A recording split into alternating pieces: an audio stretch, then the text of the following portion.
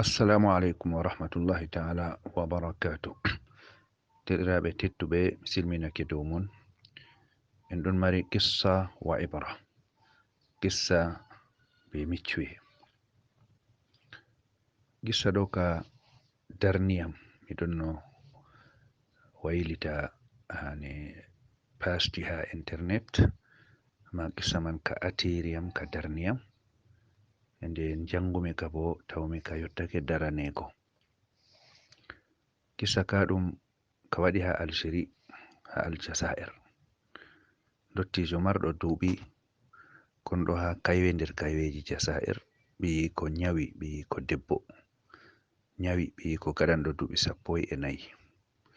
Ɗum hitande bo kal 1994.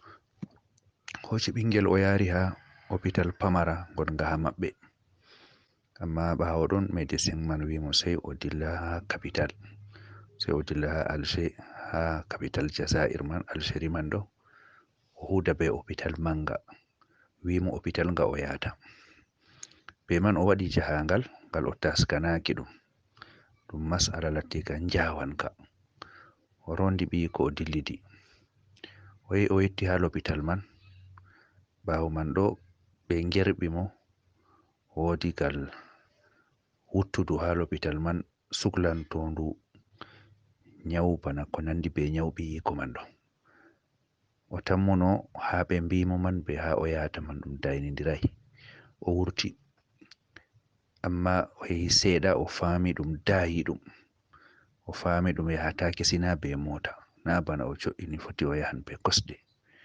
E be man o heɓayi ballowo mo bo, o koɗo jogaɗe mako pamare, e nden ɗum kanko tan be ɓingel o comɗo, o dottijo, ɓingel bo bandu man ɗon nawa sosai. Ragare man o heɓi o joɗi bana ha parking motaji ni, o joɗi tan. Mas'ala man ɗo yewtira mo ha lugguɗum mako. To o wedditi o tawa o ɗon woya, amma o suuɗa ɗum ɓiyi ko ta lara. Oɗon banni man non kadi jotta kam oɗon nder sakluye no yotti fu, wodi haje fortanego no yotti fu. Amma herɗon ni nder fi Allah ceniɗo, mota wari dari, mota bo lattinga manga wari dari ha les mako. E ɓawo ɗon o lari sukajo wurti her mota man, ɗo ɓorni blus mum kola je medecin. E ɓawo man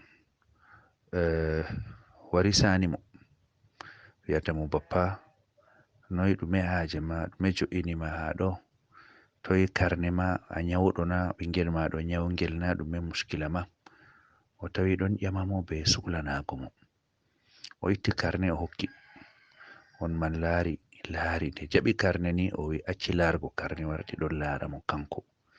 Laari mo iga hore mako ha kosɗe mako. E ɓawo man lesdi joɗi ha les mako. O laari no lardata mo ɗo ɗum goɗɗo ni ba keɓtuɗo mo na, ba wodi ko mari haje ha mako na. Lara mo darde lugguɗe jamu, e ragare man hebbitinde mako. E ɓawo man o laari ba ɗo woya, ka hayɗini mo. O wiyata ɗum noy ɗume waɗi boyata? On wayimo kai wala ma laari situation ma be ɓingel maɗa man ɗo, kanjum tan an dottijo banni, an fere ma wala konduɗo be ma. On man fassiri ɗum banni. O wi sei o laari sukajo man, ɓamti ɓingel man, hoci ɓingel man, wimo war dilla tokkam. O tokki sukajo, seeɗa on man nasti nder l'hopital.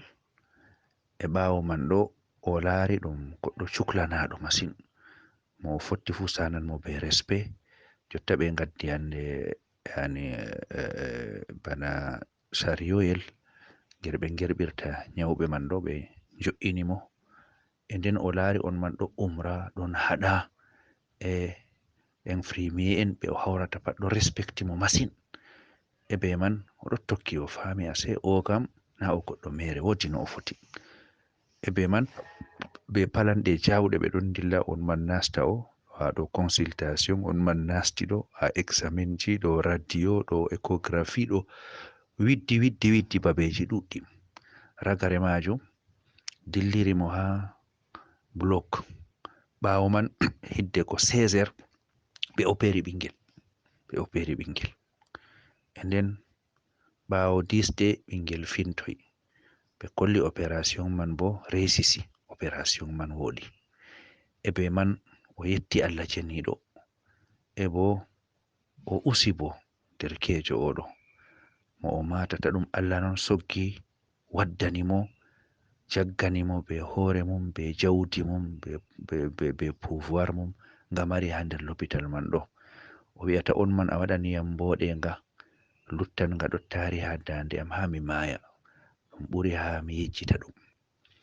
E be man kadi o lutti ha l'hôpital fu derkejo ɗo suklani mo fahin, waran ewta mo, waddanan mo hajeji.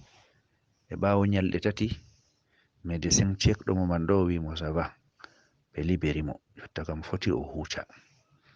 E nden derkejo waroy o wi ɗum ka, derkejo man wi mo kai papa, jotta kam hanayi kuca, jotta kam dikka kettiren ngal am, dikka kucagal sare am ɗo gaɗa ko asawere.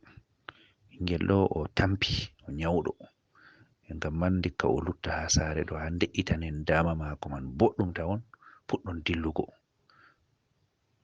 Dottijo wi ka semti ɗum, laari mboɗengaji mako man ɗuɗi jamu, wi mo a jotta kam nde docteur acci min kam, an kam min kuca, min kabda non, min kuca ɓuran ha sare ton bona ɓe ɗon ndena min, min ni habdi ha yeldito. Amma wi o tokkini masin, sei ɓe kuci daha mako. Ragare man ɓe kuci diha mako majum. O nde ɓe kuci diha mako bo, ɓingel muɗum man ɗo warti debbo mako on suklani ɓingel. Ɓingel kam bana heɓi dada non, hajeji mum pat debbo mako ɗo darani ɗum. E nden kanko bo oɗon mari ɓikkon, e kanko bo dottijo man oɗon respecti ɗum masin, ɓikkon mako bo non ɓe ɗon les jagganago dottijo majum.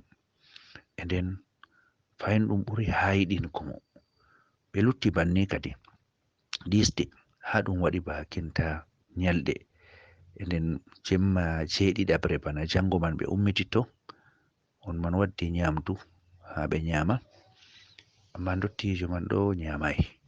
O ɓamti o laari dottijo nyamai, ta ɗum bappa noy a nyamata, na wodi ko waɗi mana, ɗume waɗi a nyamata? Dottijo man wolwi be sautu bana tikkuɗo, ba ɓernuɗo, yata mo a sukajo, min kam hande ɗo mi nyamata, ko longere mi nyamata. An ɗo hande nyalɗe jeɗiɗi aɗo suklani mi ha sare maɗa ɗo, ko arti bo nda ko kuwanɗami ha l'hôpital, e bo mi andama, mi heɓtayima, e man jogoriɗa yam ɗo bo ɗum ɓuri marrare nden giɗami kam. Min kam jotta kam mi mettatako nyamdu maɗo, sei to a wiyam a moyi, sei to a wiyam ɗume relation am be maɗa, to na non kam mi mettatako nyamdu maɗo. O wi derkejo man mo si mo bappa an kam mi efti mi wi'ete, amma nyamta on, to en timmini nyamgo mi wi'e. Wi mo kai mi mettatako nyamdu ɗo, mi mettatako ko longere wore nastata yam redu, sina mbi'ami an ɗo a moyi, sei to a wiyam an ɗo a moyi. Derkejo man wi mo bappa ko woɗi mi nani, bappa am to aɗo siftora kam wodi nde nastunoɗen ha fila, nde nastunoɗen bana autobus yoɓiwa. Ha nder autobus man ɗo derke'en ɗiɗo ha ɓawo ma ɗon ngewta ko larani hala ani ƴamde waɗayi. Allah andi no ɓe tammi jangirgo lekkol. O wi mo min be sobajo am miɗo yewta sobajo am, miɗo wi'a mo hikka ɗo kam min kam mi tammaki jangugo lekkol am, mi waɗata rentré. Sobajo am man wiyam ngam ɗume, mbimomi kaina a lari dumol ɗo na hikka ɗo waɗai, dumol waɗai. Babarawo am bo demowo talakajo, ranno ma to o remi o ƴamni nden o suklantoyam, e ba hikka ɗo kam na ɗum waɗatako, min kam lekkol am wonnake tan. Miɗo sinkana ɗum camarade am, aɗo yeso amin, sei ngecitiɗa, nde ngecitiɗa ɗo mbiɗa kai wala ko ɗume sukajo, wala ko ɗume. Ɓawo man nastinɗa juɗe ma ha jiba, ittuɗa montan dokkuɗa yam. Montan man waɗan dinar 5 be cede Algérie kam, amma na ɗum dinar je kangeri ko wowa nanego ɗo, non inde ceede man wiyete non kadi. Ɗum mon tan wakkati man kam manga gal sosankat ha ɗum waɗa. Derkejo man sali jabgo, derkejo man wimo calimi jabgo mon tan man. Mbiɗayam ngam ɗume? Mbimami kai to mi lorake be maga ɗo baba am wi'an mi wujjinga. Wala no mi jabra. Mbimomi kai moye woni baba ma? O wiyam baba am ɗum Wayne. Mbimomi ana mi andi baba ma andi am. An kam wimo bappa ma Wayne kanyum hokkima ha prépara rentrée ma be majum. O wi sei nde mbiɗayam nonni sei o wangi ha yeso am. Sei o wangi ha yeso am tawmi jawab man nga fotti to mi wi nga baba am jaɓan. O wimo kadi bappa nde cendirɗen 64. O wi amma ceede pamare ɗe dokkuɗayam ɗeɗo sina ngam Allah janiɗo be majeno kam ha tawɗayam jotta ɗo mi wonatano. Kanje man ɗen lorniyam ha lekkol, kanje man ɗen latti ɗum yerɓande ha jangumi ha jottimi jotta mi professeur ha médecine ha hôpital ɓuranga maunugo ha Algérie. E ngam man ceede maɗe dokkuɗayam ɗo kanje ngaɗiyam ko ha gonmi jotta ɗo. Sinano ngam majeno kam wala no mi wona ha gonmi jotta ɗo. E ngam man kadi ceede maɗe dokkuɗayam ɗo wakkati dokkuɗayam ɗe ɗo no ɗe beldoriyam ɗo jotta ha gonmi ɗo wondo goɗɗo hoci mare dunya fu hokkiyam ɗo welatako yam bana ceede man beloriyam nyalawma majum. Yo kadi ɗo wiyete mboɗenga manga ngaɗanɗayam bappa. Mi yejjitittanga ha foroy. Mi yetti Allah janiɗo gaɗɗo ɓawo duuɓi 33 64 ngiduɗen jotta bo 94 Allah waddi ma ha ɗo ngam ha mi yoɓe yoga mbondi ma ndi ngaɗanɗayam. Amma mbondi ma ɗo mi wawata yoɓgo sina ha ndey ko ha ndey. E ngam man Allah janiɗo yoɓe Allah warji khairu ha dunya be ha alakhira. Nden ɗo on wiyete relation am be ma bappa. Mi ɗon toro Allah barkiɗine Allah bo faabo ɓikkonji ma waɗanimo do alattiga mbotka derɗiraɓe. Ɗo wiyete qissa lattiga ka jalmi ɓe ngaɗaninka unwan dinarje 5 kanje man ɗe mbawi waɗugo derkejo talakajo professeur jo ɓuranɗo maunugo ha hôpital ɓuranga maunugo ha Algérie ni ɓe ngaɗi titre man. Kadi derɗiraɓe ɗum qissa lattiga tilim ka masin, ɗum qissa mbotka masin, e ɗum qissa bo njurum ka masin. Kadi mi anda toye puɗɗiranmi hayiɗingo. Dottijo lattiɗo ɗon ha nder mota nani derke'en ɗon gewta hande ɗum gewta derke'en, amma bo o nani oɗo ɓillaji mum ɓingel pamarel worwi ɓillaji muɗum o wawi hosugo ko o mari ha jiba mako pat hokka ɓingel man wakkati man ɗo ngam solango ɓingel man ɗo ha heɓa janga. Alhali bo ɓingel na ɗum fami mako na o andi ɗum na ɗume. Nden mon tan manga o itti o hokki ɗum kugal mako ɗo la shakka ɗum kugal kayefiwal. Ɗo holla mbondi ɗo lugguɗum ha mako, hidko wo'inango ɓiɓɓe adama ɗo lugguɗum ha mako. Ɗon holla bo andugo mako qima jangirde, andugo mako qima jangirde. Ɗon holla bo yidgo mako ko moye janga na sei ɓiyiko, kala deidei mo jangirde wodi qima ha muɗum fu o wallite o janga ɗo kanjum man wiyete ko o nuɗini. E nden be man ko o hokki man ɗo ɗum yehoy ɗum waɗe batte bana ɗeɗo kugal mako kayefiwal. Walla mi hayiɗina ha jeune jo lattiɗo ɓawo duuɓi 30 kiɗo gaɗanɗo ɗum mboɗenga, amma mboɗenga man ɗo yeɗi ha nafsu mako. A numma bana jotta on man waɗanimo mboɗenga man. O hudi be mum kudal ngal nanɗen ɗo, o suklani ɗum cuklanaki ki nanɗen ɗo fu ngam siftorgo mboɗenga lattinga calinga ɗo. Yo ngam man kadi ko tireten ha ton kam hande en godi ha société men ɗo kaliteji banni ɗuɗɗum. Derke'en hokkaɓe hakkiloji amma ɓe jarribora bo ha wongo nder famiji lattiɗi ɓilliɗi, walla ɓe jarribora be atimeku deidei to wondo Allah hoddirani ɓe jangino ɗo ɓe nafan ko'e maɓɓe, ɓe nafan famiji maɓɓe, ɓe nafan ummatoje maɓɓe. Amma ɓe keɓayi goɗɗo bana dottijo o, ɓe keɓayi bana dottijo o ɗo anduɗo qima jangirde, bawanɗo hokka be cahu ngam sabida jangirde, na ngam jogiɓe ngala, innama ngam yiɗɓe ha ngaɗa bannon pamarum ha nder société men. e nden ngam man hani ɗum man ɗo ɗum yeɗita nder society meɗen. Hani derkejo to andirama o jangowo, wodi solango jangugo, kam yimɓe fu colana wallugo mo, kam lattago per mako wala moyen, kam ta haɗa mo jangugo, kam lattago o wala per aslan ta haɗa mo jangugo. Yimɓe fu jaggano andal, ngam andal ɗo ɗum haje yimɓe fu. Goto jangata kam, amma to o jangoyi ɗum boti kam yimɓe fu teɓa ɓe darloje majum. Oɗo warti o professeur ha médecine ɗo, anda temeɗɗe noyi nafitorto be mako. Allah andi ngendamji noyi Allah hisnata ngam mako. Allah andi yimɓe ujineje noyi ngurtoto ha nawirla ngam sabida mako. Ummatore fu te a teɓata bote, e nden hani ɗum finta ha meɗen.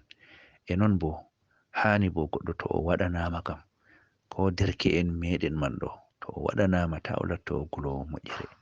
Goɗɗo wallitimo waɗanimo no ɗum famɗiri fu kam, hani o siftora, hani o mata kanyum man ɗo. Wodi ko wallitimo, wodi ko waɗanimo.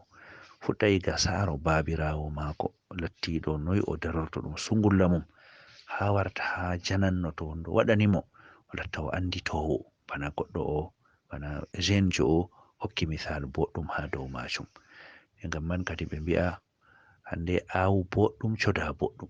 Dottijo o awi boɗɗum, amma o sodi boɗɗum, ɗum latanimo ɗum siga, o hoji ka bo ha wakkati o ɓurata bukego ha nokkure nde. Toyi dinarje mako joyɗe o dépense o hokki ɓingel ɗo be sungulla nga o heɓi ha ɗo man ɗo. Ko o yoɓanno ɓingel mum o yoɓanno ɗum cede ma suklanego je o heɓi ɗo, to o heɓratano ɗum oɗo professeur jo ha daraja banni, amma dinarje mako joyɗo kanje o awi o yahi o sodi banni. Amma o sodi bo inde wonde be mantoje boɗɗe ha nan ɗo kissa man fu. Anniya mako to labka bo ko o sodata ha alakhira ɓuran maunuko. Yo kadi derɗiraɓe Allah ceniɗo wallu en, mi torake yafuy dow juttingo. Useko joni mi yetti. Assalamu alaikum wa rahmatullahi ta'ala wa barakatuhu.